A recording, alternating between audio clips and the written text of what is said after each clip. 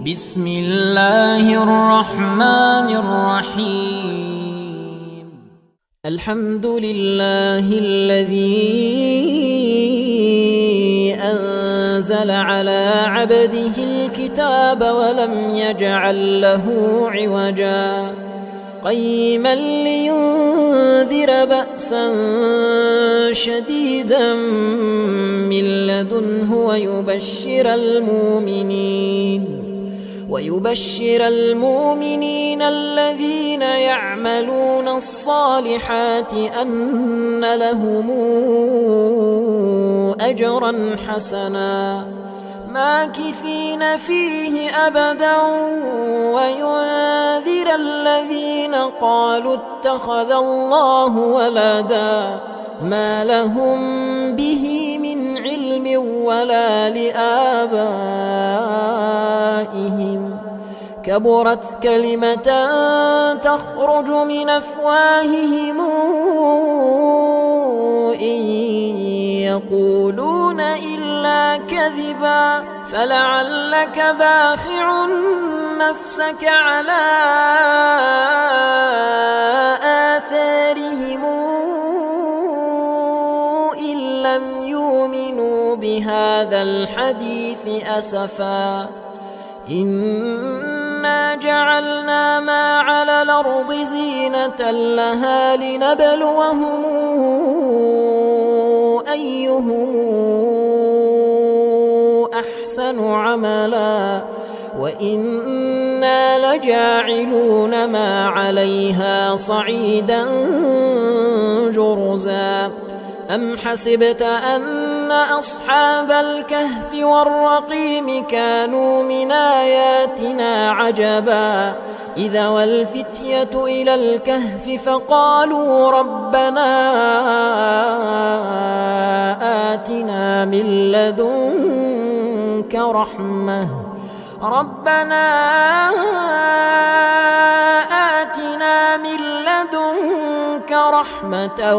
وهيئ لنا من أمرنا رشدا فضربنا على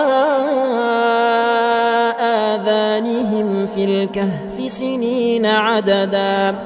ثم بعثناهم لنعلم أي الحزبين أحصى لما لبثوا أمدا نحن نقص عليك نبأهم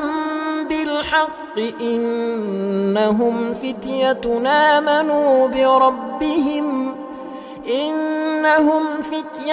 آمنوا بربهم وزدناهم هدى وربطنا على قلوبهم إذ قاموا فقالوا ربنا رب السماوات والأرض لن ندعو من دونه إلها لقد قلنا إذا شططا هؤلاء قوم اتخذوا من دونه آلهة لولا ياتون عليهم بسلطان بين فمن أظلم ممن افترى على الله كذبا وإذ اعتزلتموهم وما يعبدون إلا الله فأووا إلى الكهف ينشر لكم ربكم من رحمته ويهيئ لكم من أمركم مرفقا وترى الشمس إذا طلعت تزاور عن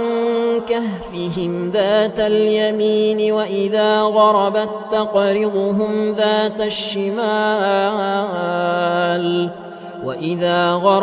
تقرضهم ذات الشمال وهم في فجوة منه ذلك من آيات الله من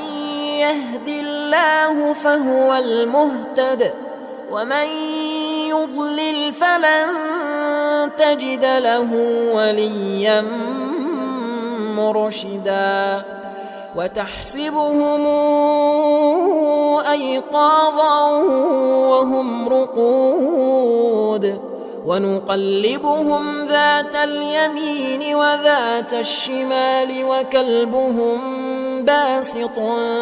ذراعيه بالوصيد لو اطلعت عليهم لوليت منهم فرارا ولملئت منهم رعبا وكذلك بعثناهم ليتساءلوا بينهم قال قائل منهم كم لبثتم قالوا لبثنا يوما أو بعض يوم قالوا ربكم أعلم بما لبثتم فابعثوا أحدكم بورقكم هذه إلى المدينة فلينظر أيها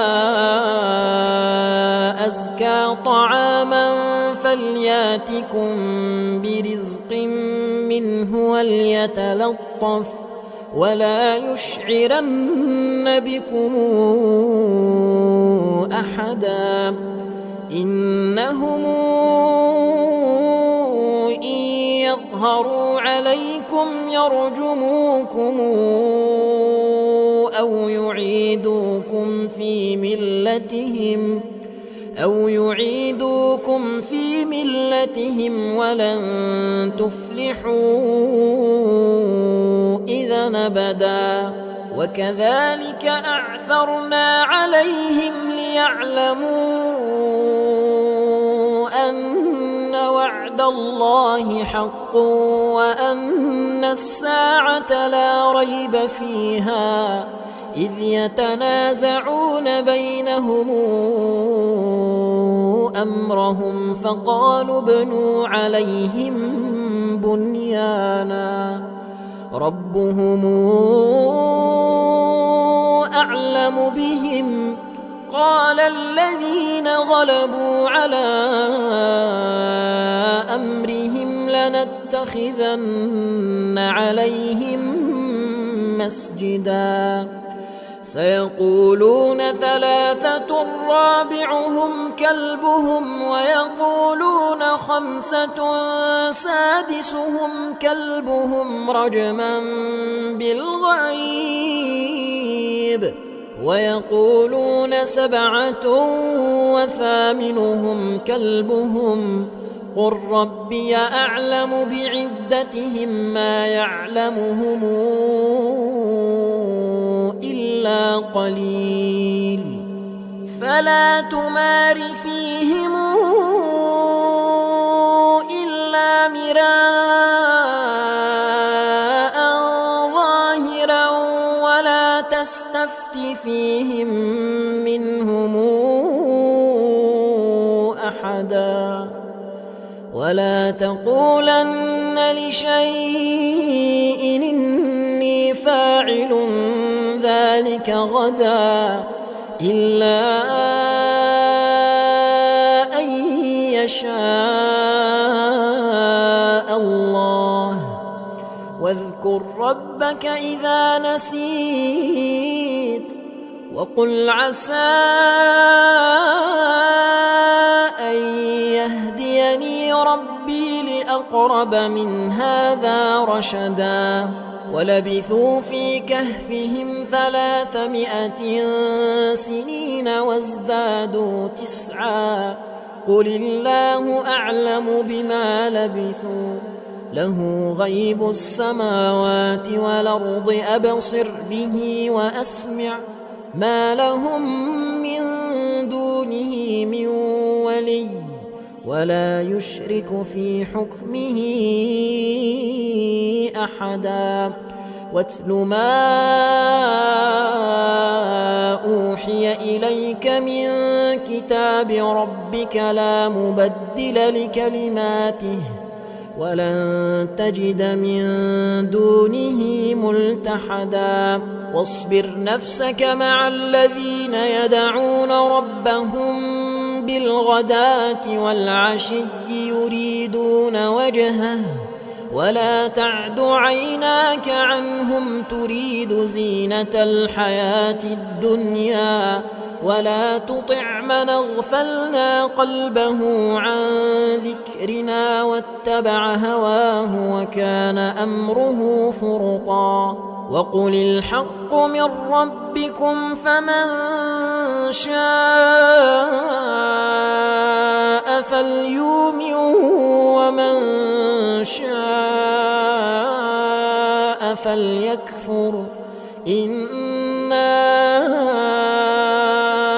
أعتدنا للظالمين نارا حاط بهم سرادقها وإن يستغيثوا يغاثوا بماء كالمهل يشوي الوجوه بئس الشراب وساءت مرتفقا إن الذين آمنوا وعملوا الصالحات إنا لا نضيع أجر من أحسن عملا أولئك لهم جنات عدن تجري من تحتهم الأنهار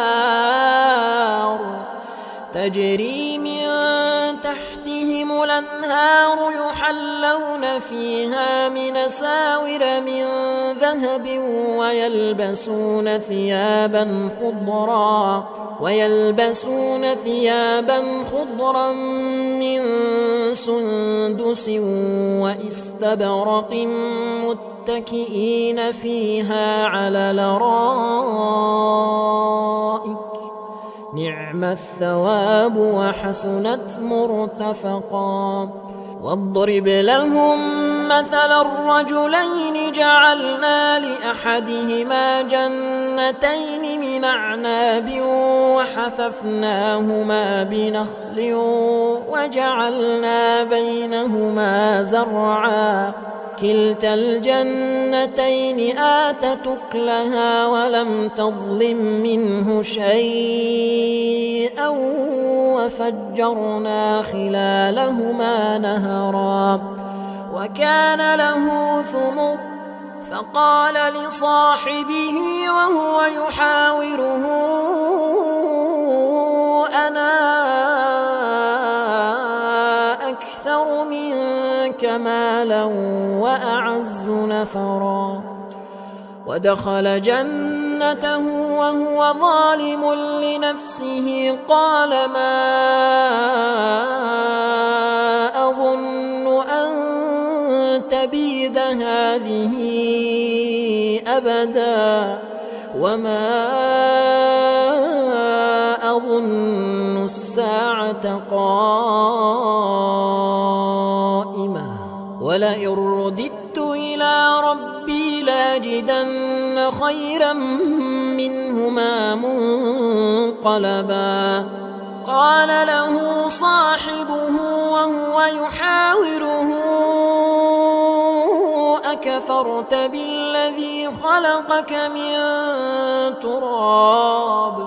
أكفرت بالذي خلقك من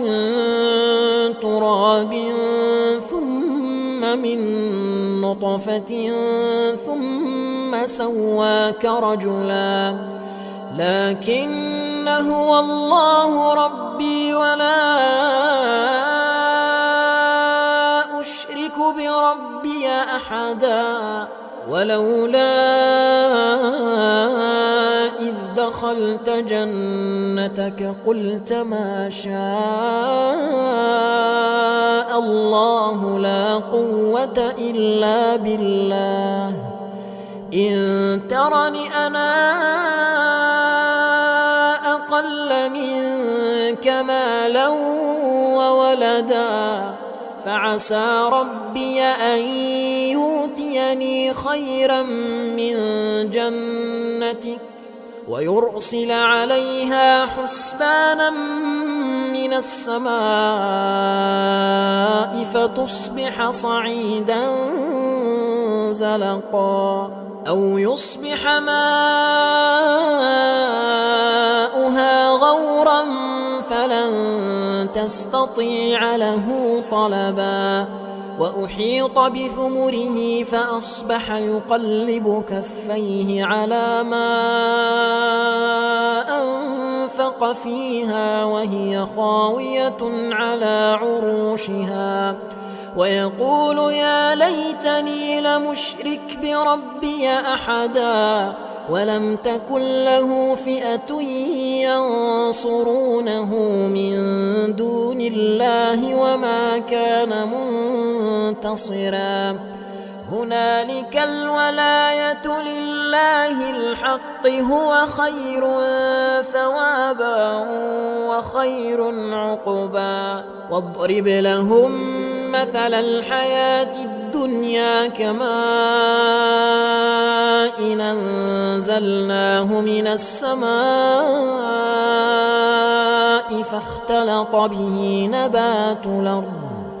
فاختلط به نبات الأرض فأصبح هشيما تذروه الرياح وكان الله على كل شيء مقتدرا المال والبنون زينة الحياة الدنيا والباقيات الصالحات خير عند ربك ثوابا وخير نملا ويوم نسير الجبال وترى الأرض بارزة وحشرناهم فلم نغادر منهم أحدا وعرضوا على ربك صفا لقد جئتمونا كما خلقناكم أول مرة بل زعمتم أن لن نجعل لكم موعدا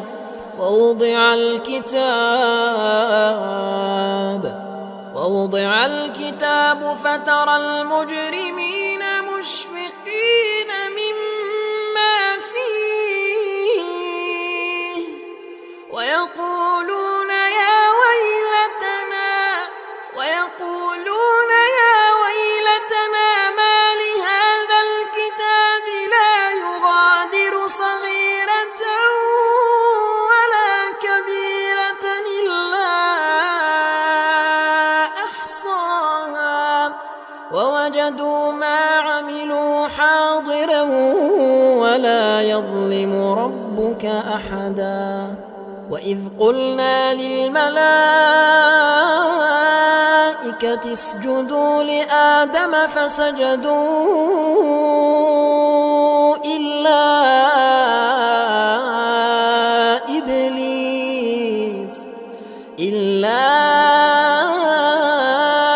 إبليس كان من الجن ففسق عن أمر ربه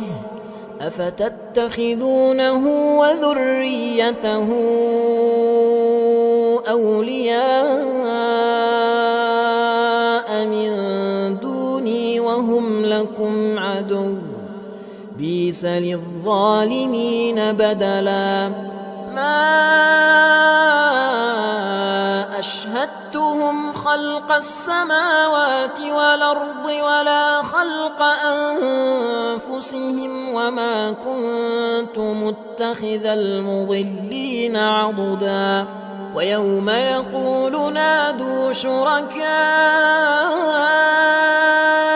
الذين زعمتم فدعوهم فلم يستجيبوا لهم وجعلنا بينهم موبقا ورأى المجرمون النار فظنوا أنهم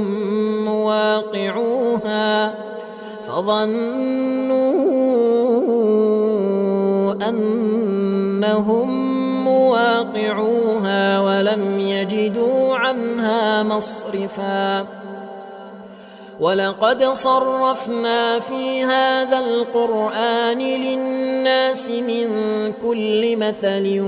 وكان الإنسان أكثر شيء جدلا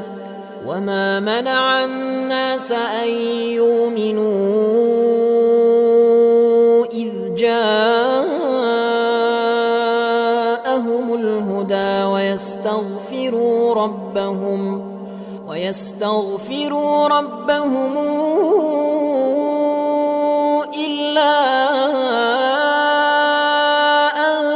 تاتيهم سنة الأولين أو ياتيهم العذاب قبلا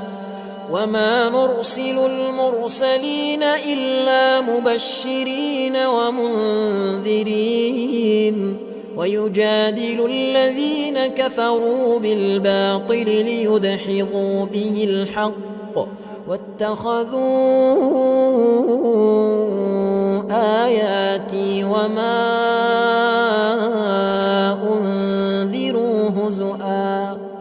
ومن أظلم ممن ذكر بآيات ربه فأعرض عنها ونسي ما قدمت يداه إنا جعلنا على قلوبهم أكنة أن يفقهوه وفي آذانهم وقرا وإن تدعهم إلى الهدى فلن يهتدوا إذا أبدا وربك الغفور ذو الرحمة لو يواخذهم بما كسبوا لعجل لهم العذاب بل لهم موعد لن يجدوا من دونه موئلا وتلك القرى أهلكناهم لما ظلموا وجعلنا لمهلكهم موعدا وإذ قال موسى لفتاه لا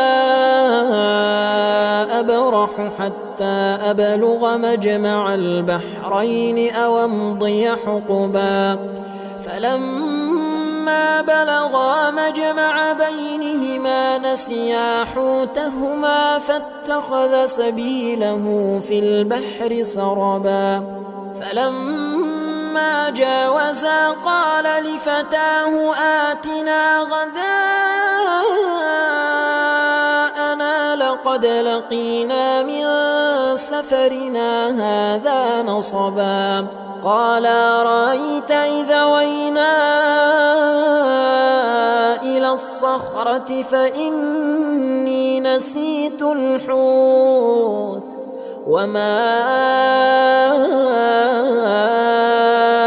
أنسانيه إلا الشيطان أن أذكره واتخذ سبيله في البحر عجبا قال ذلك ما كنا نبغي فارتدا على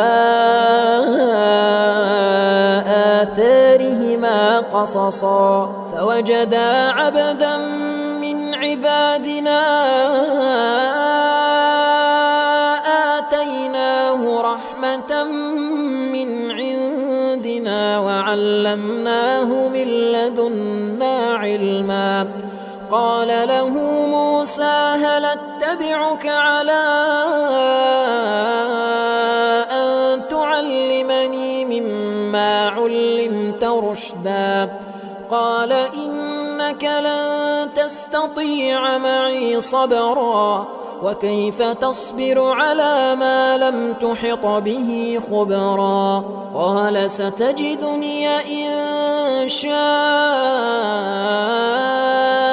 الله صابرا ولا أعصي لك أمرا قال فإن اتبعتني فلا تسألني عن شيء حتى أحدث لك منه ذكرا فانطلقا حتى إذا ركبا في السفينة خرقها قال أخرقتها لتغرق أهلها لقد جئت شيئا إمرا قال ألم قل إنك لن تستطيع معي صبرا قال لا تواخذني بما نسيت ولا ترهقني من أمري عسرا فانطلقا حتى إذا لقيا غلاما فقتله قال أقتلت نفسا زاكية بغير نفس لقد جئت شيئا نكرا قال ألم قل لك إنك لن تستطيع معي صبرا قال إن سألتك عن شيء بعدها فلا تصاحبني قد بلغت من لدني عذرا فانطلقا حتى إذا أتيا أهل قرية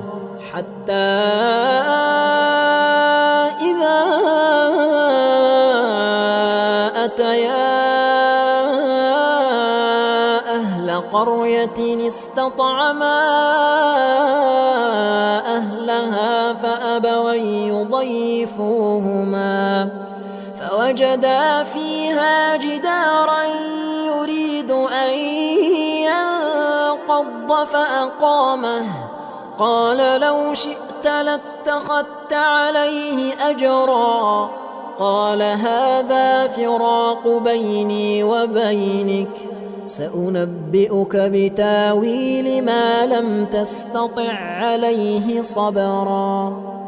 أما السفينة فكانت لمساكين يعملون في البحر فأردت أن أعيبها وكان وراءهم ملك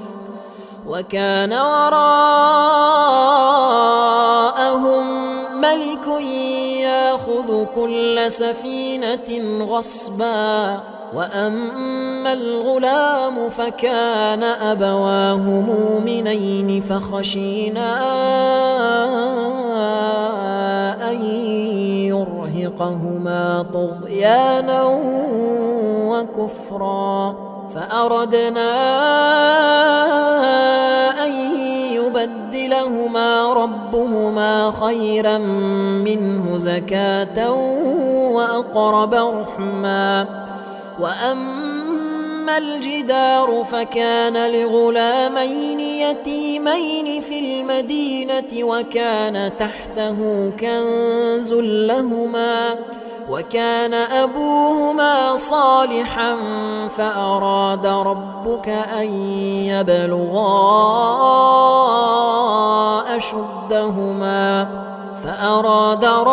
أن يبلغا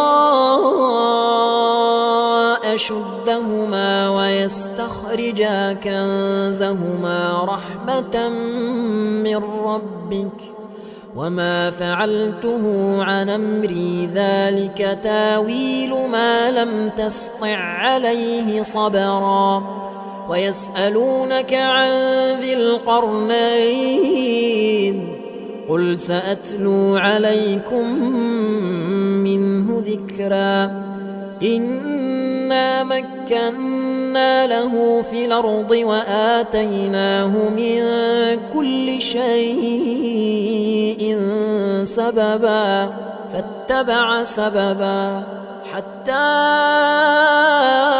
إذا بلغ مغرب الشمس وجدها تغرب في عين حمئة ووجد عندها قوما قلنا يا ذا القرنين إما أن تعذب وإما أن تتخذ فيهم حسنا قال أما من ظلم فسوف نعذبه ثم يرد إلى ربه فيعذبه عذابا نكرا وأما من آمن وعمل صالحا فله جزاء الحسنى وسنقول له من أمرنا يسرا ثم اتبع سببا حتى إذا بلغ مطلع الشمس وجدها تطلع على قوم لم نجعل لهم من دونها سترا كذلك وقد حطنا بما لديه خبرا ثم اتبع سببا حتى إذا بلغ بين السدين وجد من دونهما قوما لا يكادون يفقهون قولا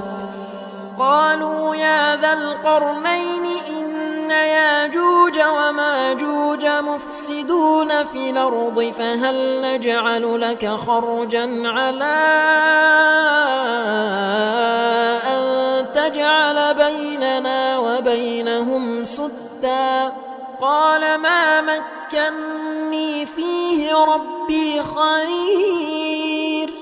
فأعينوني بقوة نجعل بينكم وبينهم ردما آتوني زبر الحديد حتى إذا ساوى بين الصدفين قال انفخوا حتى إذا جعله نارا قال آتوني أفرغ عليه قطرا فما استطاعوا أن يظهروه وما استطاعوا له نقبا قال هذا رحمة من ربي فإذا جاء وعد ربي جعله دكا وكان وعد ربي حقا وتركنا بعضهم يومئذ يموج في بعض ونفخ في الصور فجمعناهم جمعا وعرضنا جهنم يومئذ للكافرين عرضا الذين كانت أعينهم في غطاء عن ذكري وكانوا لا يستطيعون سمعا أفحسب الذين كفروا أن يتخذوا عبادي من دوني أولياء إنا أعتدنا جهنم للكافرين نزلا قل هل ننبئكم بالأخسرين أعمالا الذين ضل سعيهم في الحياة الدنيا وهم يحسبون أنهم يحسنون صنعا أولئك الذين كفروا بآيات ربهم ولقائه فحبطت أعمالهم فلا نقيم لهم يوم القيامة وزنا ذلك جزاؤهم جهنم بما كفروا واتخذوا آياتي ورسلي هزؤا إن الذين آمنوا وعملوا الصالحات كانت لهم جنات جنات الفردوس نزلا خالدين فيها لا يبغون عنها حولا قل لو كان البحر مدادا لكلمات ربي لنفد البحر قبل أن تنفد كلمات ربي ولو جئنا بمثله مددا قل إنما أنا بشر مثلكم يوحى إلي أنما إلهكم إله واحد فمن كان يرجو لقاء ربه فليعمل عملا صالحا ولا يشرك بعبادة ربه أحدا. بسم الله الرحمن الرحيم. الحمد لله الذي أنزل على عبده الكتاب ولم يجعل له عوجا قيما لينذر بأسا شديدا من لدنه ويبشر المؤمنين الذين يعملون الصالحات أن لهم أجرا حسنا ماكثين فيه أبدا وينذر الذين قالوا اتخذ الله ولدا ما لهم به من علم ولا لآبائهم كبرت كلمة تخرج من أفواههم إن يقولون إلا كذبا فلعلك باخع نفسك على آثارهم إن لم يؤمنوا بهذا الحديث أسفا إنا جعلنا ما على الأرض زينة لها لنبلوهم أيهم أحسن عملا وإنا لجاعلون ما عليها صعيدا جرزا أم حسبت أن أصحاب الكهف والرقيم كانوا من آياتنا عجبا إذا والفتية إلى الكهف فقالوا ربنا آتنا من لدنك رحمة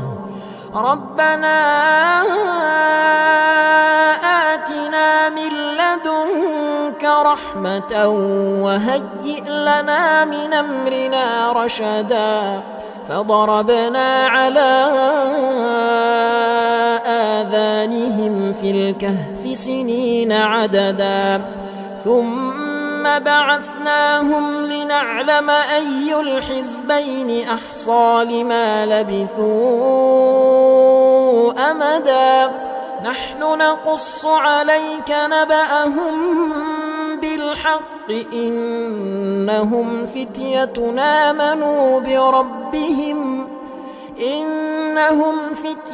آمنوا بربهم وزدناهم هدى وربطنا على قلوبهم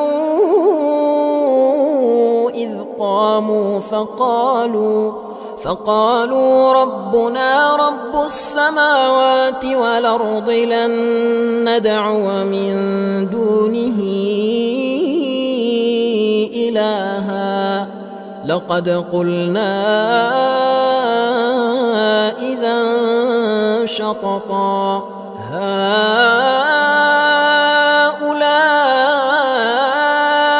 قومنا اتخذوا من دونه لولا ياتون عليهم بسلطان بين فمن أظلم ممن افترى على الله كذبا وإذ اعتزلتموهم وما يعبدون إلا الله فأووا إلى الكهف ينشر لكم ربكم من رحمته ويهيئ لكم من أمركم مرفقا وترى الشمس إذا طلعت تزاور عن كهفهم ذات اليمين وإذا غربت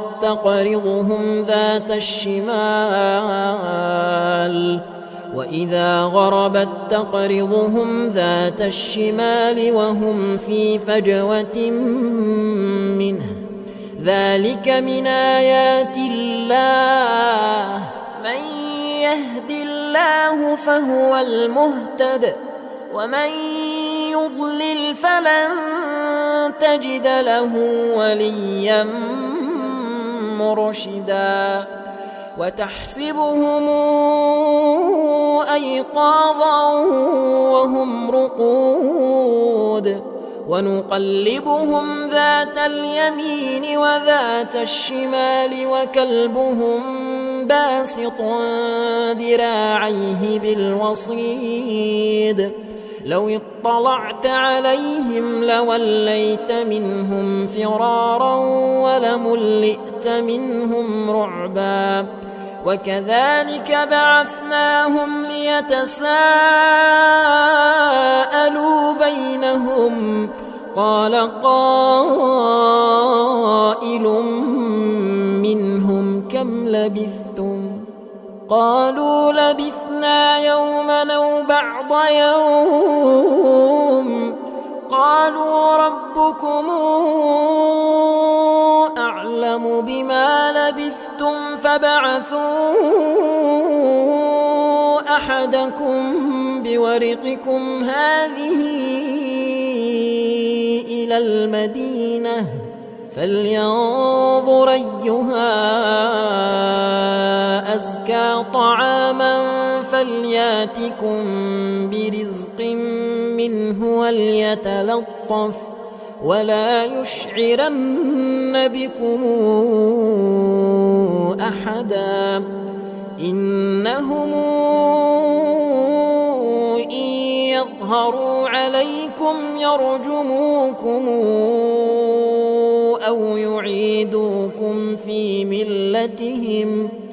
أو يعيدوكم في ملتهم ولن تفلحوا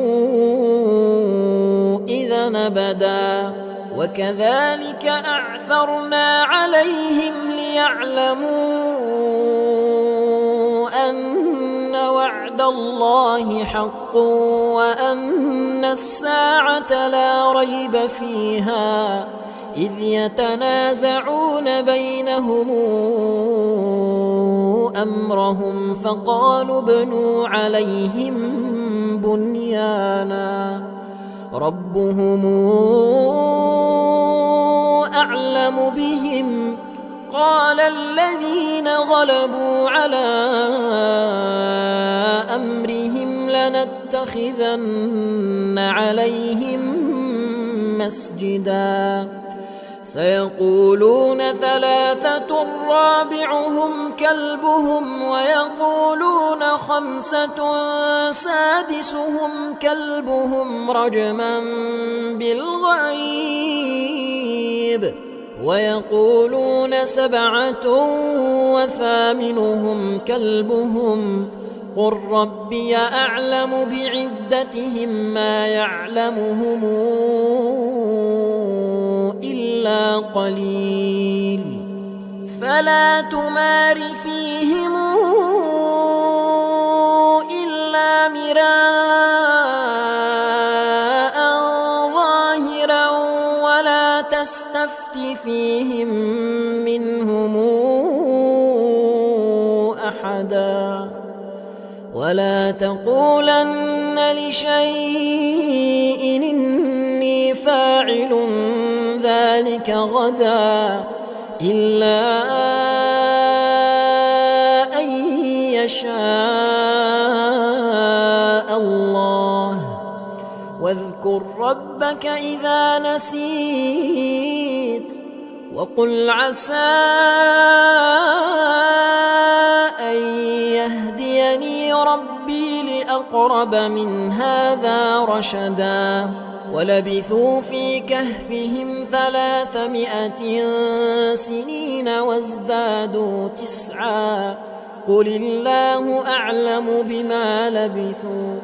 له غيب السماوات والأرض أبصر به وأسمع ما لهم من دونه من ولي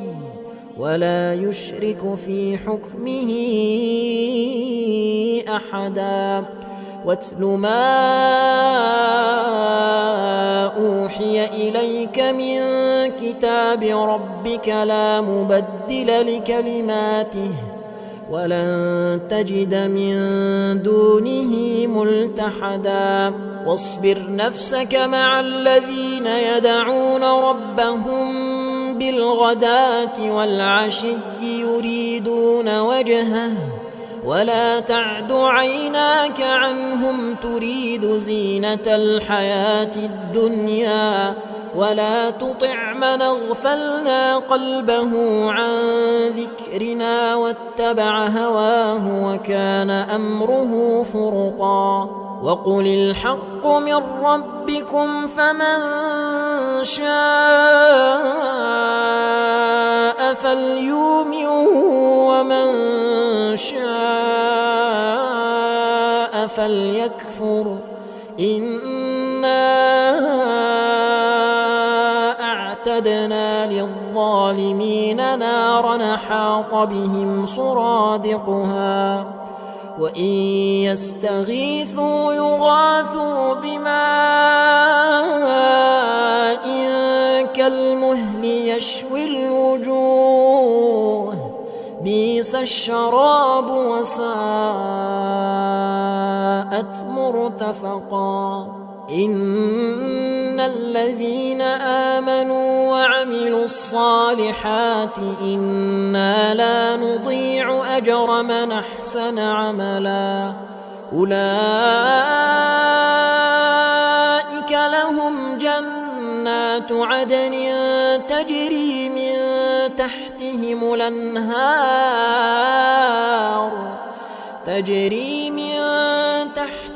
الأنهار يحلون فيها من أساور من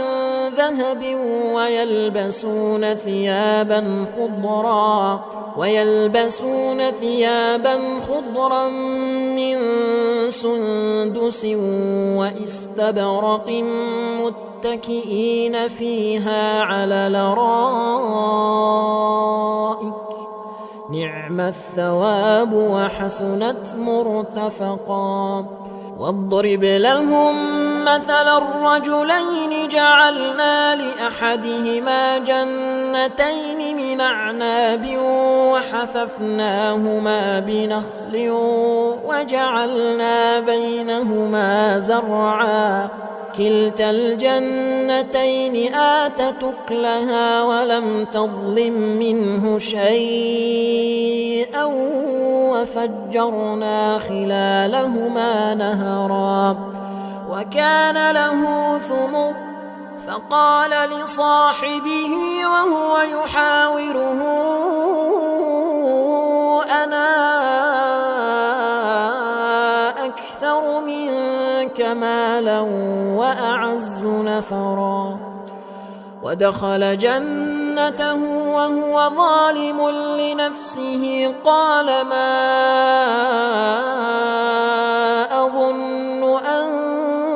تبيد هذه أبدا وما أظن الساعة قائمة ولئن رددت إلى ربي لاجدن خيرا منهما منقلبا. قال له صاحبه وهو يحاوره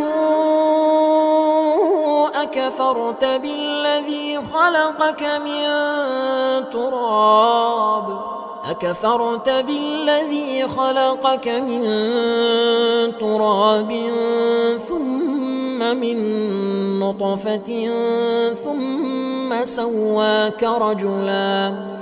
لكن هو الله ربي ولا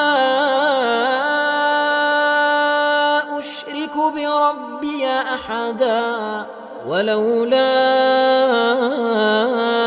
إذ دخلت جنتك قلت ما شاء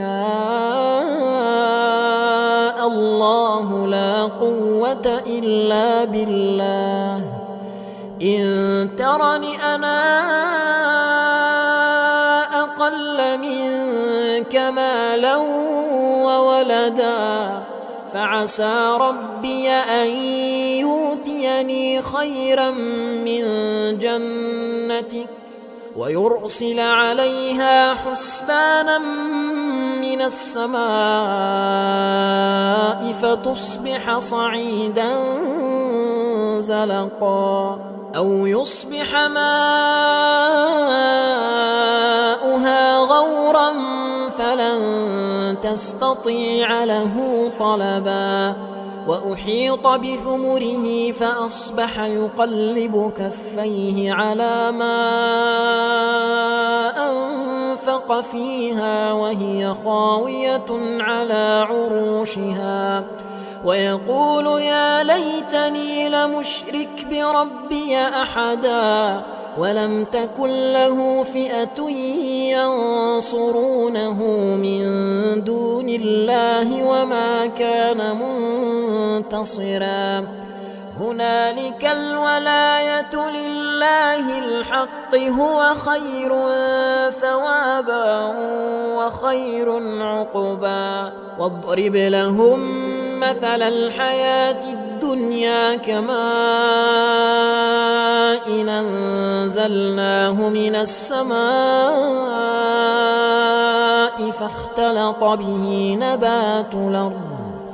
فاختلط به نبات الأرض فأصبح هشيما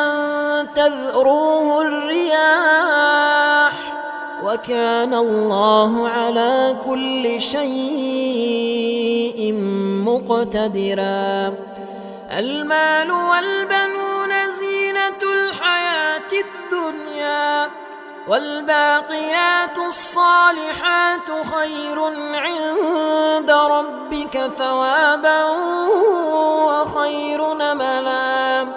ويوم نسير الجبال وترى الأرض بارزة وحشرناهم فلم نغادر منهم أحدا وعرضوا على ربك صفا لقد جئتمونا كما خلقناكم أول مرة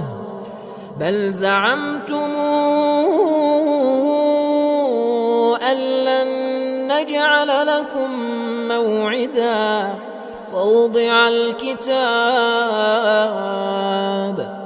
ووضع الكتاب فترى المجرمين مشفقين مما فيه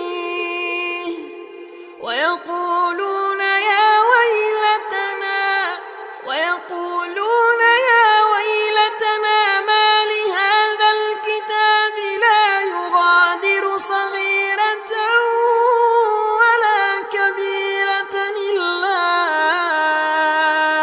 أحصاها ووجدوا ما عملوا حاضرا ولا يظلم ربك أحدا وإذ قلنا للملائكة اسجدوا لآدم فسجدوا إلا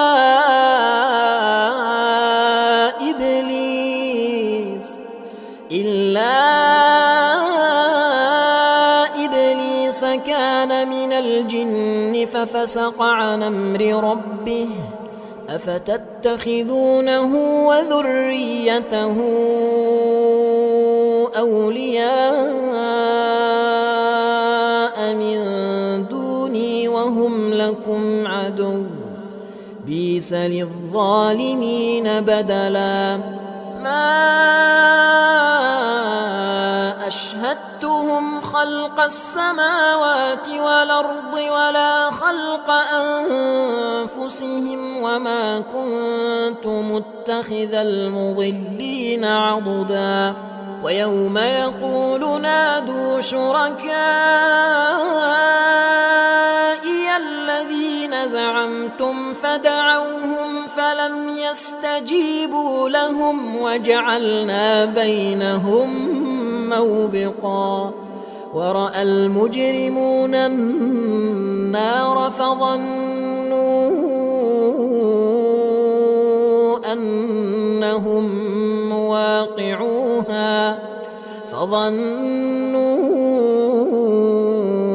أنهم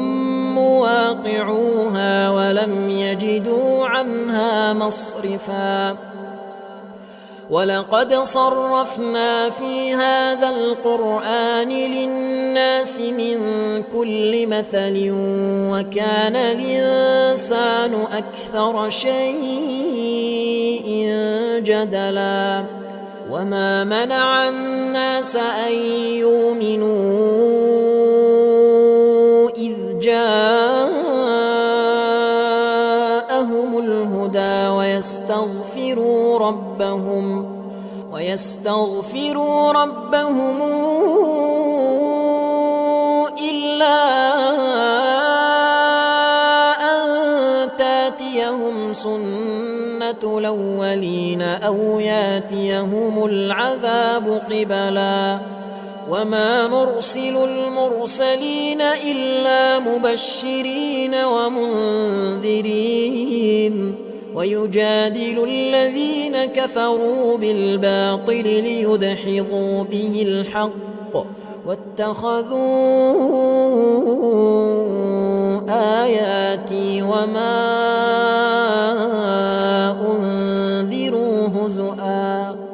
ومن أظلم ممن ذكر بآيات ربه فأعرض عنها ونسي ما قدمت يداه إنا جعلنا على قلوبهم أكنة أن يفقهوه وفي آذانهم وقرا وإن تدعهم إلى الهدى فلن يهتدوا إذا أبدا وربك الغفور ذو الرحمة لو يواخذهم بما كسبوا لعجل لهم العذاب بل لهم موعد لن يجدوا من دونه موئلا وتلك القرى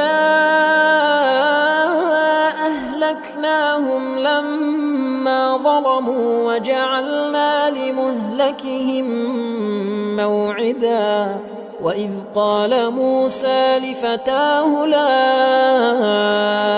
أبرح حتى أبلغ مجمع البحرين أو أمضي حقبا فلما بلغا مجمع بينهما نسيا حوتهما فاتخذ سبيله في البحر سربا فلما جاوزا قال لفتاه آتنا غداءنا لقد لقينا من سفرنا هذا نصبا قال أرأيت إذا وينا إلى الصخرة فإني نسيت الحوت وما أنسانيه إلا الشيطان أن أذكره واتخذ سبيله في البحر عجبا قال ذلك ما كنا نبغي فارتدا على آثارهما قصصا فوجدا عبدا من عبادنا آتيناه رحمة من عندنا وعلمناه من لدنا علما قال له موسى هل اتبعك على أن تعلمني مما علمت رشدا قال إنك لن تستطيع معي صبرا وكيف تصبر على ما لم تحط به خبرا قال ستجدني إن شاء الله صابرا ولا أعصي لك أمرا قال فإن اتبعتني فلا تسألني عن شيء حتى أحدث لك منه ذكرا فانطلقا حتى إذا ركبا في السفينة خرقها قال أخرقتها لتغرق أهلها لقد جئت شيئا إمرا قال ألم قل إنك لن تستطيع معي صبرا قال لا تواخذني بما نسيت ولا ترهقني من أمري عسرا فانطلقا حتى إذا لقيا غلاما فقتله قال أقتلت نفسا زاكية بغير نفس لقد جئت شيئا نكرا قال ألم قل لك إنك لن تستطيع معي صبرا قال إن سألتك عن شيء بعدها فلا تصاحبني قد بلغت من لدني عذرا فانطلقا حتى إذا أتيا أهل قرية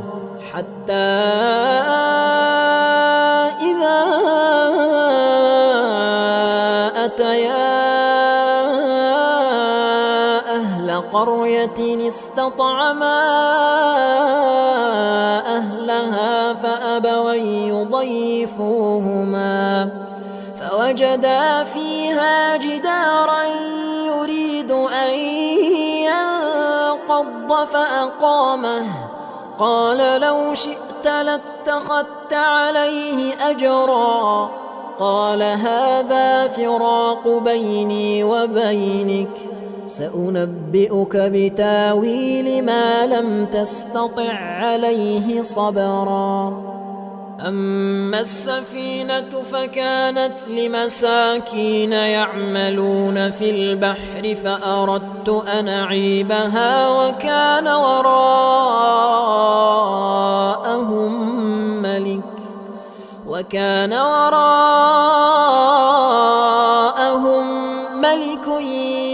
يأخذ كل سفينة غصبا وأما الغلام فكان أبواه مؤمنين فخشينا أن يرهقهما طغيانا وكفرا فأردنا أن يبدلهما ربهما خيرا منه زكاة وأقرب رحما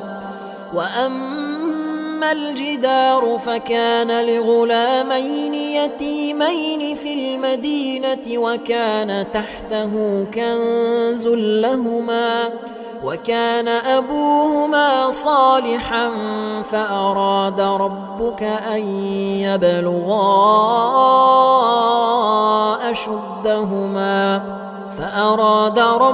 أن يبلغا أشدهما ويستخرجا كنزهما رحمة من ربك وما فعلته عن أمري ذلك تاويل ما لم تسطع عليه صبرا ويسألونك عن ذي القرنين قل سأتلو عليكم منه ذكرا إنا مكنا له في الأرض وآتيناه من كل شيء سببا فاتبع سببا حتى إذا بلغ مغرب الشمس وجدها تغرب في عين حمئة ووجد عندها قوما قلنا يا ذا القرنين إما أن تعذب وإما أن تتخذ فيهم حسنا قال أما من ظلم فسوف نعذبه ثم يرد إلى ربه فيعذبه عذابا نكرا وأما من آمن وعمل صالحا فله جزاء الحسنى وسنقول له من أمرنا يسرا ثم اتبع سببا حتى إذا بلغ مطلع الشمس وجدها تطلع على قوم لم نجعل لهم من دونها سترا كذلك وقد حطنا بما لديه خبرا ثم اتبع سببا حتى إذا بلغ بين السدين وجد من دونهما قوما لا يكادون يفقهون قولا قالوا يا ذا القرنين إن ياجوج وماجوج مفسدون في الأرض فهل نجعل لك خرجا على أن تجعل بيننا وبينهم سدا قال ما مكني فيه ربي خير فأعينوني بقوة نجعل بينكم وبينهم ردما آتوني زبر الحديد حتى إذا ساوى بين الصدفين قال انفخوا حتى إذا جعله نارا قال آتوني أفرغ عليه قطرا فما استطاعوا أن يظهروه وما استطاعوا له نقبا قال هذا رحمة من ربي فإذا جاء وعد ربي جعله دكا وكان وعد ربي حقا وتركنا بعضهم يومئذ يموج في بعض ونفخ في الصور فجمعناهم جمعا وعرضنا جهنم يومئذ للكافرين عرضا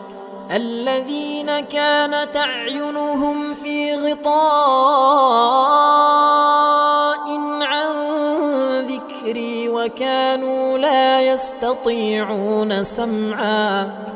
أفحسب الذين كفروا أن يتخذوا عبادي من دوني أولياء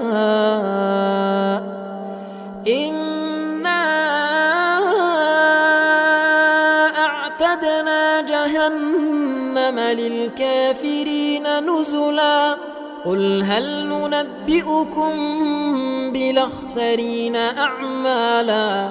الذين ضل سعيهم في الحياة الدنيا وهم يحسبون أنهم يحسنون صنعا أولئك الذين كفروا بآيات ربهم ولقائه فحبطت أعمالهم فلا نقيم لهم يوم القيامة وزنا ذلك جزاؤهم جهنم بما كفروا واتخذوا آياتي ورسلي هزؤا إن الذين آمنوا وعملوا الصالحات كانت لهم جنات الفردوس نزلا خالدين فيها لا يبغون عنها حولا قل لو كان البحر مدادا لكلمات ربي لنفد البحر قبل أن تنفد كلمات ربي ولو جئنا بمثله مددا قل إنما أنا بشر مثلكم يوحى إلي أنما إلهكم إله واحد فمن كان يرجو لقاء ربه فليعمل عملا صالحا ولا يشرك بعبادة ربه أحدا بسم الله الرحمن الرحيم الحمد لله الذي أنزل على عبده الكتاب ولم يجعل له عوجا قيما لينذر بأسا شديدا من لدنه ويبشر المؤمنين الذين يعملون الصالحات أن لهم أجرا حسنا ماكثين فيه أبدا وينذر الذين قالوا اتخذ الله ولدا ما لهم به من علم ولا لآبائهم كبرت كلمة تخرج من أفواههم إن يقولون إلا كذبا فلعلك باخع نفسك على آثارهم إن لم يؤمنوا بهذا الحديث أسفا إنا جعلنا ما على الأرض زينة لها لنبلوهم أيهم أحسن عملا وإنا لجاعلون ما عليها صعيدا جرزا أم حسبت أن أصحاب الكهف والرقيم كانوا من آياتنا عجبا إذا والفتية إلى الكهف فقالوا ربنا آتنا من لدنك رحمة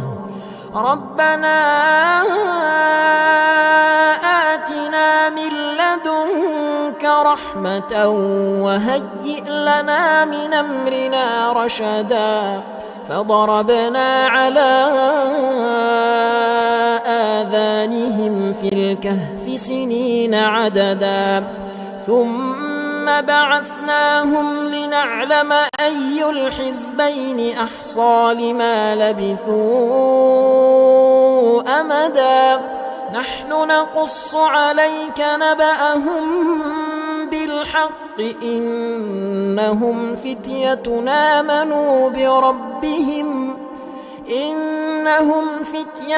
آمنوا بربهم وزدناهم هدى وربطنا على قلوبهم إذ قاموا فقالوا ربنا رب السماوات والأرض لن ندعو من دونه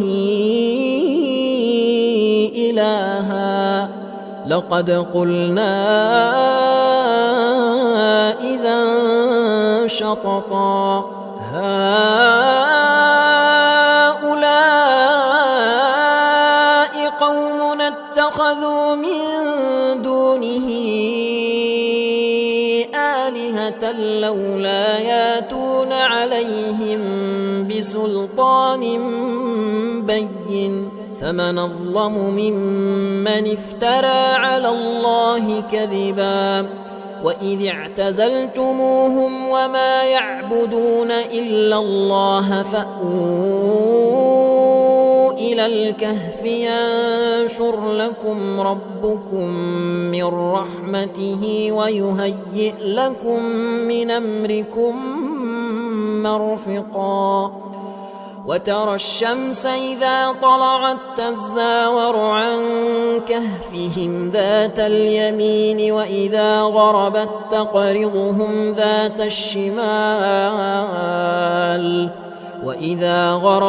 تقرضهم ذات الشمال وهم في فجوة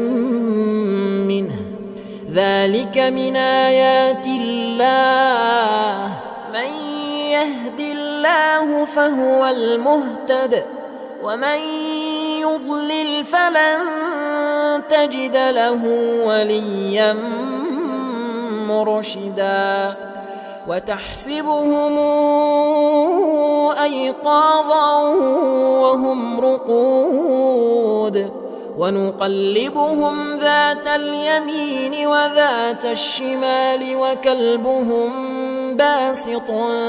ذراعيه بالوصيد لو اطلعت عليهم لوليت منهم فرارا ولملئت منهم رعبا وكذلك بعثناهم ليتساءلوا بينهم قال قائل منهم كم لبثتم قالوا لبثنا يوما أو بعض يوم قالوا ربكم أعلم بما لبثتم فابعثوا أحدكم بورقكم هذه إلى المدينة فلينظر أيها أزكى طعاما فلياتكم برزق منه وليتلطف ولا يشعرن بكم أحدا إنهم إن يظهروا عليكم يرجموكم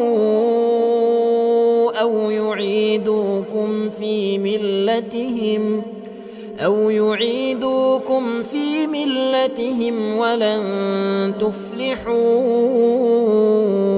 إذا أبدا وكذلك أعثرنا عليهم ليعلموا أن وعد الله حق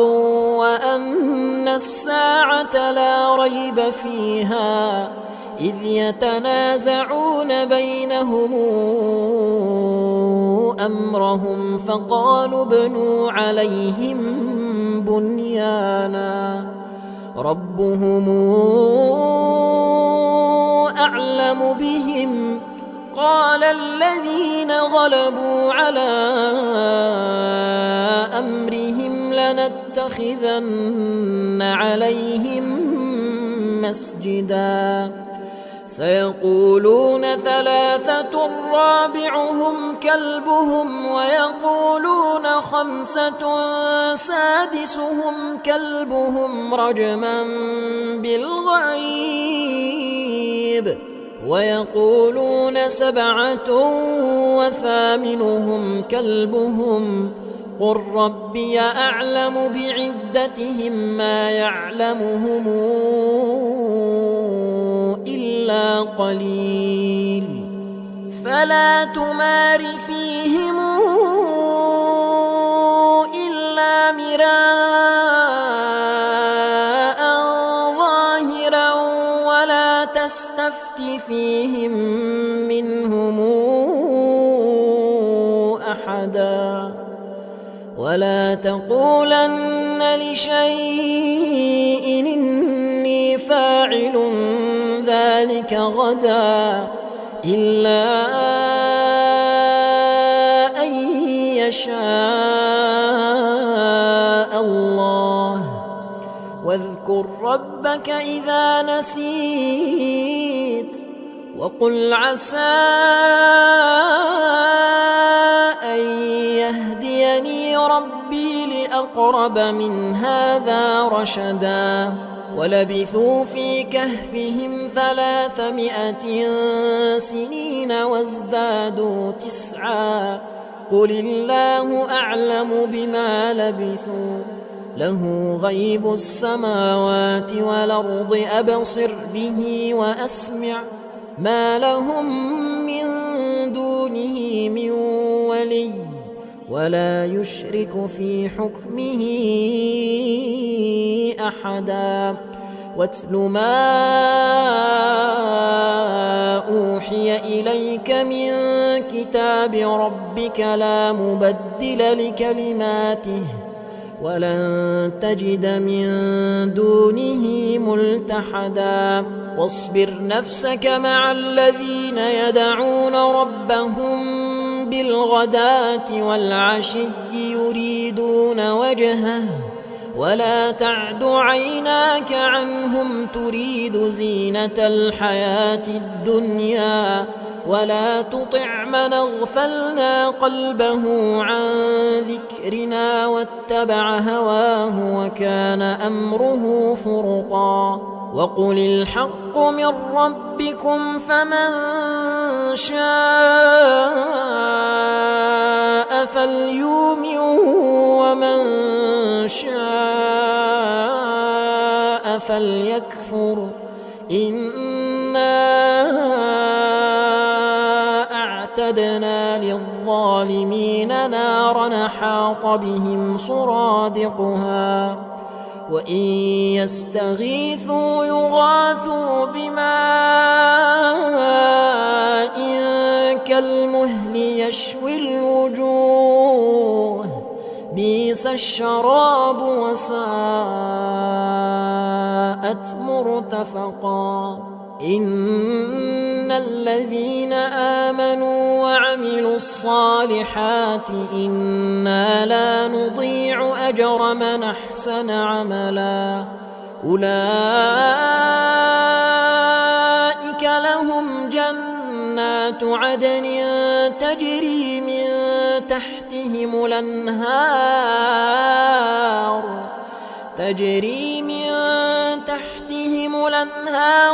يحلون فيها من أساور من ذهب ويلبسون ثيابا خضرا من سندس وإستبرق متكئين فيها على الأرائك نعم الثواب وحسنت مرتفقا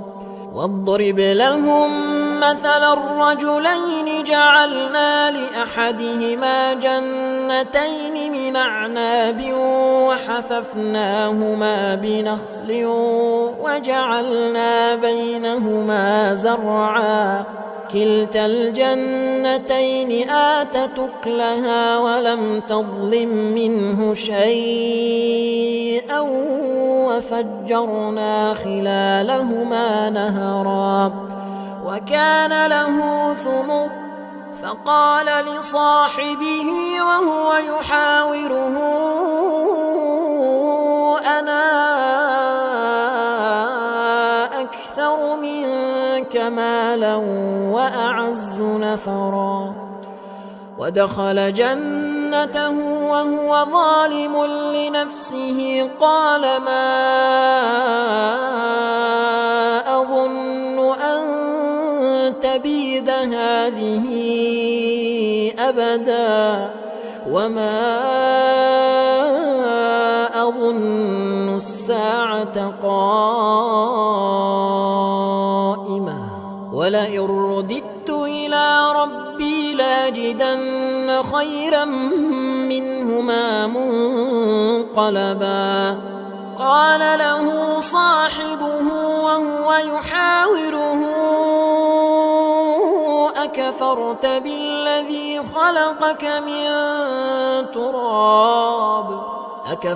بالذي خلقك من تراب ثم من نطفة ثم سواك رجلا لكن هو الله ربي ولا أشرك بربي أحدا ولولا إذ دخلت جنتك قلت ما شاء الله لا قوة إلا بالله إن ترني أنا أقل منك مالا وولدا فعسى ربي أن يؤتيني خيرا من جنتك ويرسل عليها حسبانا من السماء فتصبح صعيدا زلقا أو يصبح ماؤها غورا فلن تستطيع له طلبا وأحيط بثمره فأصبح يقلب كفيه على ما أنفق فيها وهي خاوية على عروشها ويقول يا ليتني لمشرك بربي أحدا ولم تكن له فئة ينصرونه من دون الله وما كان منتصرا هنالك الولاية لله الحق هو خير ثوابا وخير عقبا واضرب لهم مثل الحياة الدنيا كماء أنزلناه من السماء فاختلط به نبات الأرض فأصبح هشيما تذروه الرياح وكان الله على كل شيء مقتدرا المال والبنون زينة الحياة الدنيا والباقيات الصالحات خير عند ربك ثوابا وخير نملا ويوم نسير الجبال وترى الأرض بارزة وحشرناهم فلم نغادر منهم أحدا وعرضوا على ربك صفا لقد جئتمونا كما خلقناكم أول مرة بل زعمتم أن لن نجعل لكم موعدا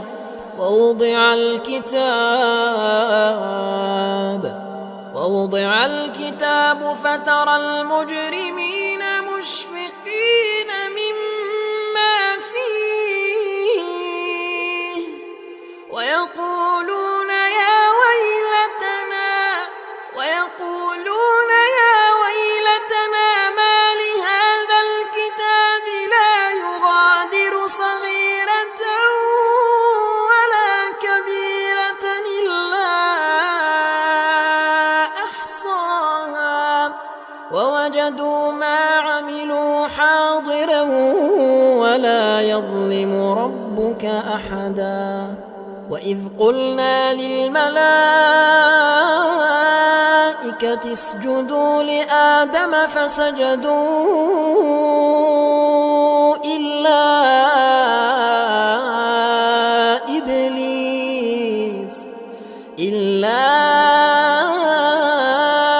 إبليس كان من الجن ففسق عن أمر ربه أفتتخذونه وذريته أولياء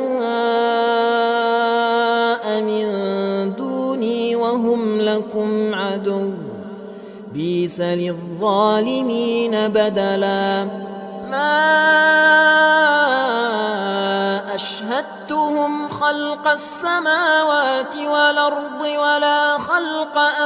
أنفسهم وما كنت متخذ المضلين عضدا ويوم يقول نادوا شركائي الذين زعمتم فدعوهم فلم يستجيبوا لهم وجعلنا بينهم موبقا ورأى المجرمون النار فظنوا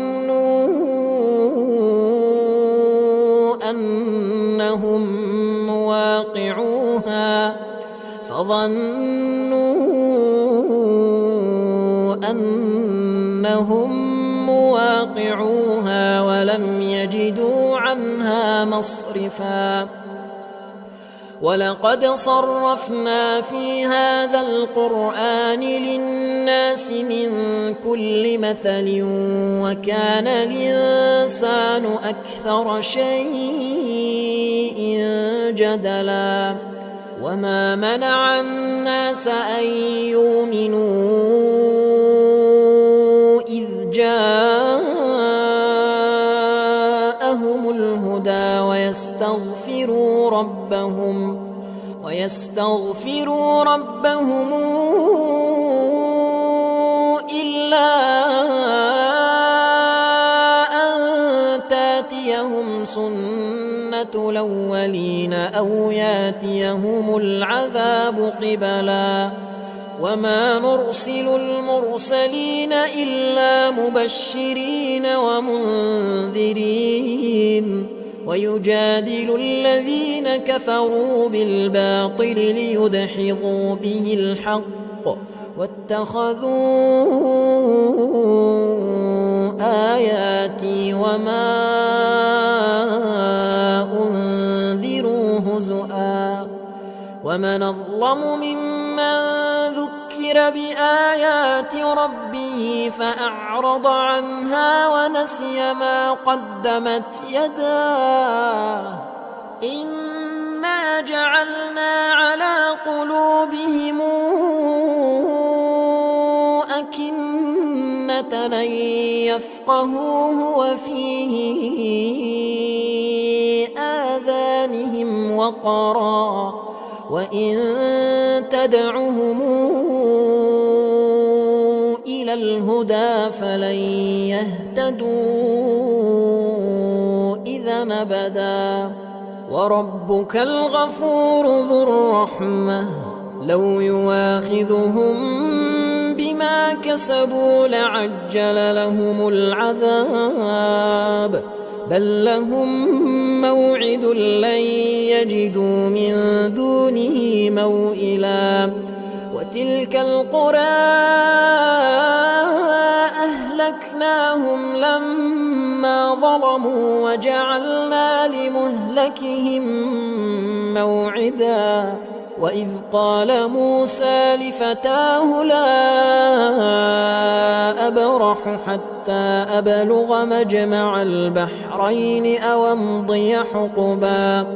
فلما بلغا مجمع بينهما نسيا حوتهما فاتخذ سبيله في البحر سربا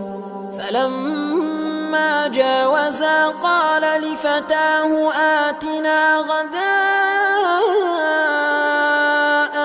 لقد لقينا من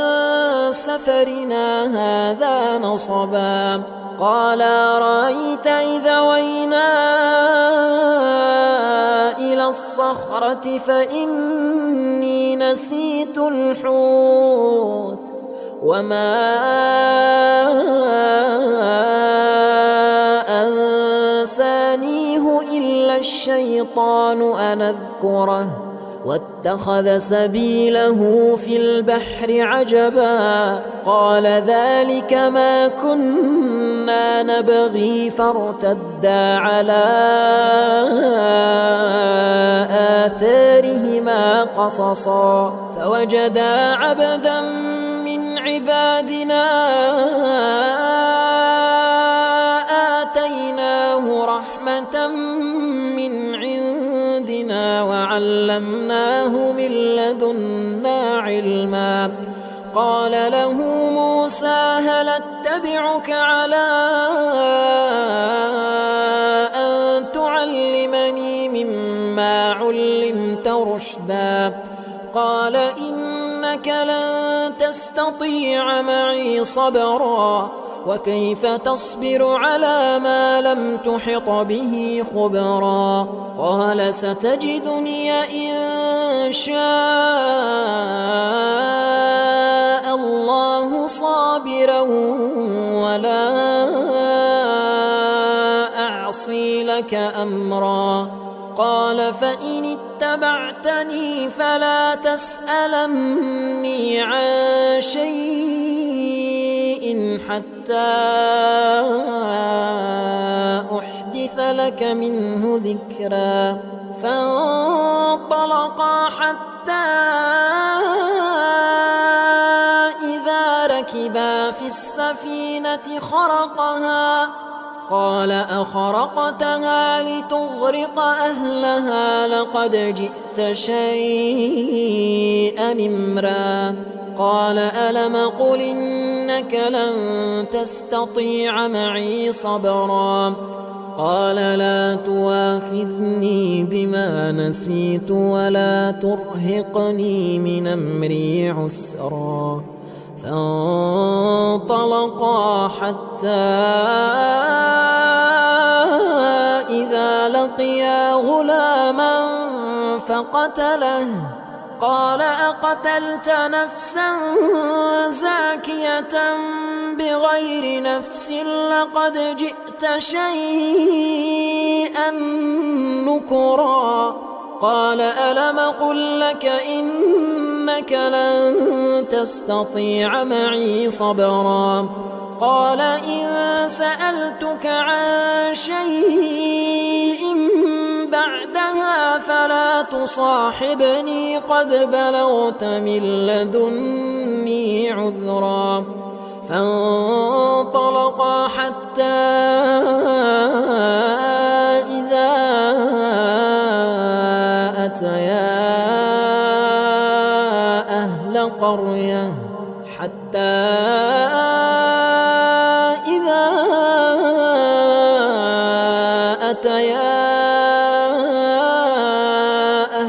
قرية استطعما أهلها فأبوا يضيفوهما فوجدا فيها جدارا يريد أن ينقض فأقامه قال لو شئت لاتخذت عليه أجرا قال هذا فراق بيني وبينك سأنبئك بتاويل ما لم تستطع عليه صبرا أما السفينة فكانت لمساكين يعملون في البحر فأردت أن أعيبها وكان وراءهم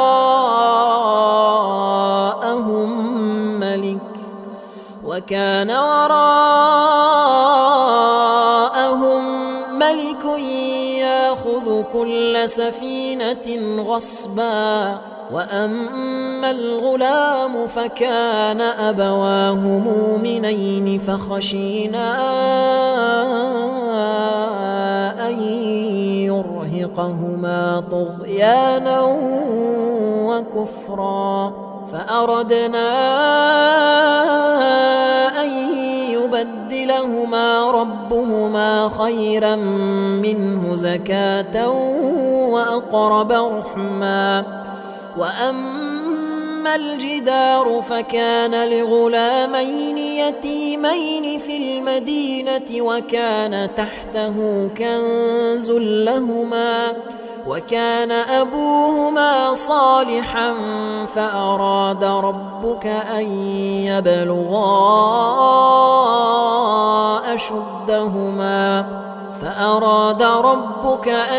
يبلغا أشدهما ويستخرجا كنزهما رحمة من ربك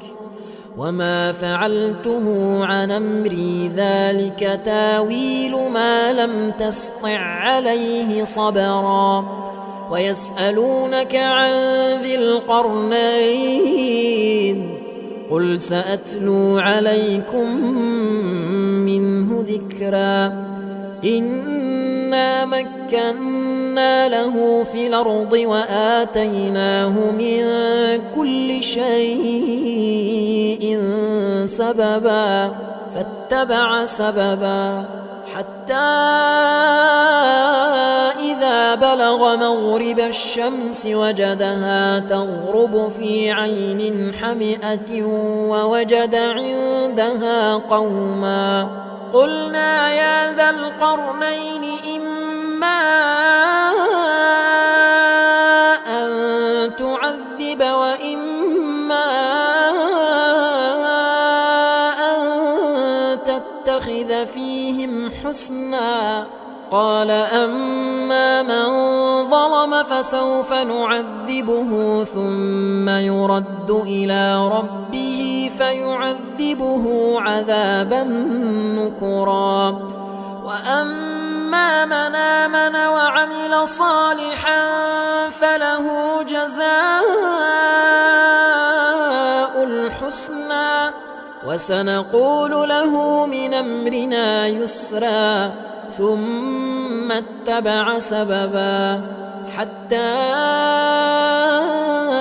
إذا بلغ مطلع الشمس وجدها تطلع على قوم لم نجعل لهم من دونها سترا كذلك وقد أحطنا بما لديه خبرا. ثم اتبع سببا حتى إذا بلغ بين السدين وجد من دونهما قوما لا يكادون يفقهون قولا. قالوا يا ذا القرنين إن ياجوج وماجوج مفسدون في الأرض فهل نجعل لك خرجا على أن تجعل بيننا وبينهم سدا. قال ما مكني فيه ربي خير فأعينوني بقوة نجعل بينكم وبينهم ردما. آتوني زبر الحديد حتى إذا ساوى بين الصدفين قال انفخوا حتى إذا جعله نارا قال آتوني أفرغ عليه قطرا فما استطاعوا أن يظهروه وما استطاعوا له نقبا قال هذا رحمة من ربي فإذا جاء وعد ربي جعله دكا وكان وعد ربي حقا وتركنا بعضهم يومئذ يموج في بعض ونفخ في الصور فجمعناهم جمعا وعرضنا جهنم يومئذ للكافرين عرضا الذين كانت أعينهم في غطاء عن ذكري وكانوا لا يستطيعون سمعا أفحسب الذين كفروا أن يتخذوا عبادي من دوني أولياء إنا أعتدنا جهنم للكافرين نزلا قل هل ننبئكم بالأخسرين أعمالا الذين ضل سعيهم في الحياة الدنيا وهم يحسبون أنهم يحسنون صنعا أولئك الذين كفروا بآيات ربهم ولقائه فحبطت أعمالهم فلا نقيم لهم يوم القيامة وزنا ذلك جزاؤهم جهنم بما كفروا واتخذوا آياتي ورسلي هزؤا إن الذين آمنوا وعملوا الصالحات كانت لهم جنات الفردوس نزلا خالدين فيها لا يبغون عنها حولا قل لو كان البحر مدادا لكلمات ربي لنفد البحر قبل أن تنفد كلمات ربي ولو جئنا بمثله مددا قل إنما أنا بشر مثلكم يوحى إلي أنما إلهكم إله واحد فمن كان يرجو لقاء ربه فليعمل عملا صالحا ولا يشرك بعبادة ربه أحدا بسم الله الرحمن الرحيم الحمد لله الذي أنزل على عبده الكتاب ولم يجعل له عوجا قيما لينذر بأسا شديدا من لدنه ويبشر المؤمنين الذين يعملون الصالحات أن لهم أجرا حسنا ماكثين فيه أبدا وينذر الذين قالوا اتخذ الله ولدا ما لهم به من علم ولا لآبائهم كبرت كلمة تخرج من أفواههم إن يقولون إلا كذبا فلعلك باخع نفسك على آثارهم هذا الحديث أسفا إنا جعلنا ما على الأرض زينة لها لنبلوهم أيهم أحسن عملا وإنا لجاعلون ما عليها صعيدا جرزا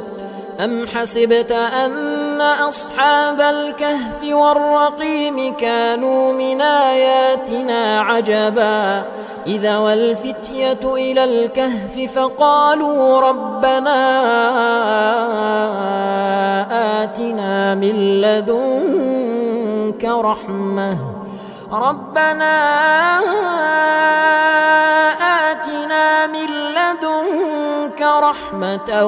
وهيئ لنا من أمرنا رشدا فضربنا على آذانهم في الكهف سنين عددا ثم بعثناهم لنعلم أي الحزبين أحصى لما لبثوا أمدا نحن نقص عليك نبأهم بالحق إنهم فتية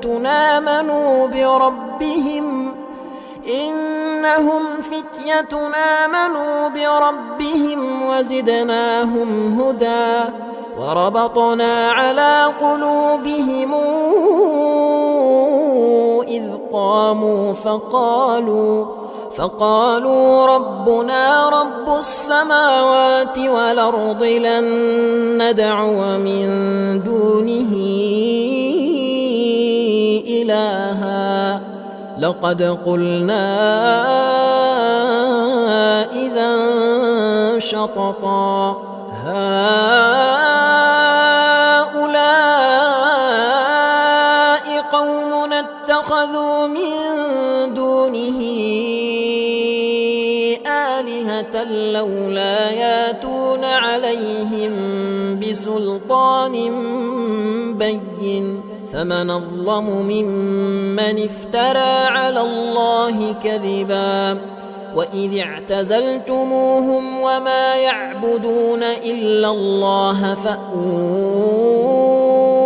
إلى الكهف ينشر لكم ربكم من رحمته ويهيئ لكم من أمركم مرفقا وترى الشمس إذا طلعت تزاور عن كهفهم ذات اليمين وإذا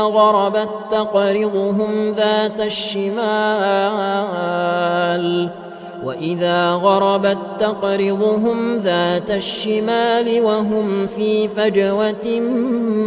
منه ذلك من آيات الله من يهد الله فهو المهتد ومن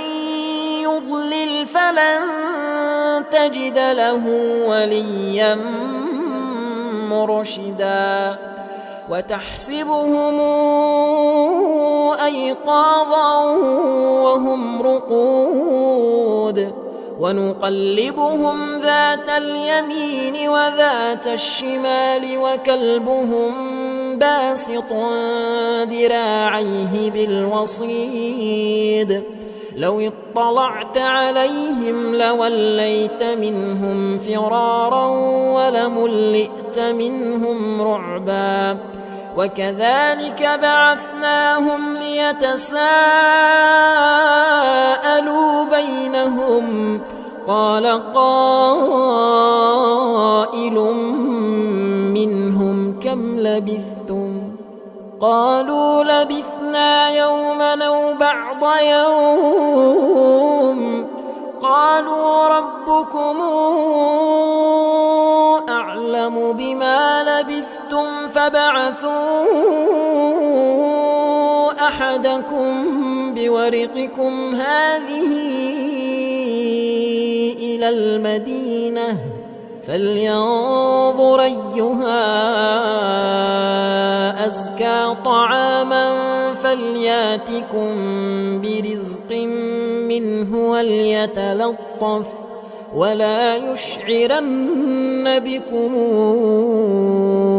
أحدا إنهم إن يظهروا عليكم يرجموكم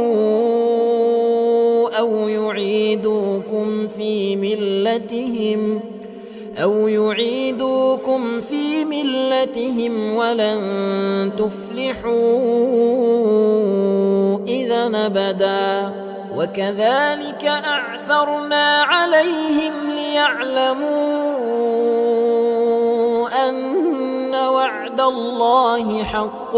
وأن الساعة لا ريب فيها إذ يتنازعون بينهم أمرهم فقالوا ابنوا عليهم بنيانا ربهم أعلم بهم قال الذين غلبوا على أمرهم لنتخذن عليهم مسجدا سيقولون ثلاثة رابعهم كلبهم ويقولون خمسة سادسهم كلبهم رجما بالغيب ويقولون سبعة وثامنهم كلبهم قل ربي أعلم بعدتهم ما يعلمهم إلا قليل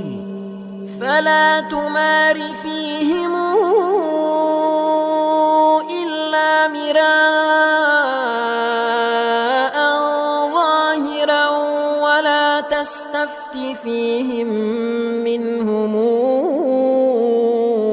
أحدا ولا تقولن لشيء إني فاعل ذلك غدا إلا أن يشاء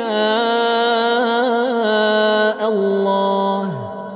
واذكر ربك إذا نسيت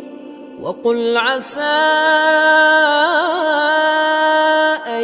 يهديني ربي لأقرب من هذا رشدا ولبثوا في كهفهم 300 سنين وازدادوا 9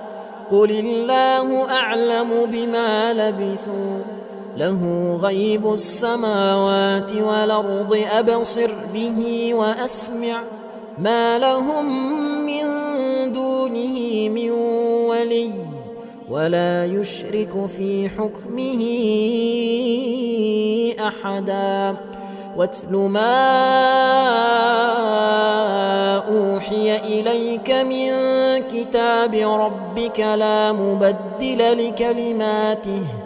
ولن تجد من دونه ملتحدا واصبر نفسك مع الذين يدعون ربهم بالغداة والعشي يريدون وجهه ولا تعد عيناك عنهم تريد زينة الحياة الدنيا ولا تطع من اغفلنا قلبه عن ذكرنا واتبع هواه وكان أمره فرطا وقل الحق من ربكم فمن شاء فليؤمن ومن شاء فليكفر إنا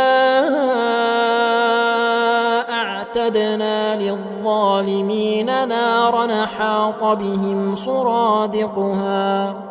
وإن يستغيثوا يغاثوا بماء كالمهل يشوي الوجوه بئس الشراب وساءت مرتفقا إن الذين آمنوا وعملوا الصالحات إنا لا نضيع أجر من أحسن عملا أولئك لهم جنات عدن تجري من تحتهم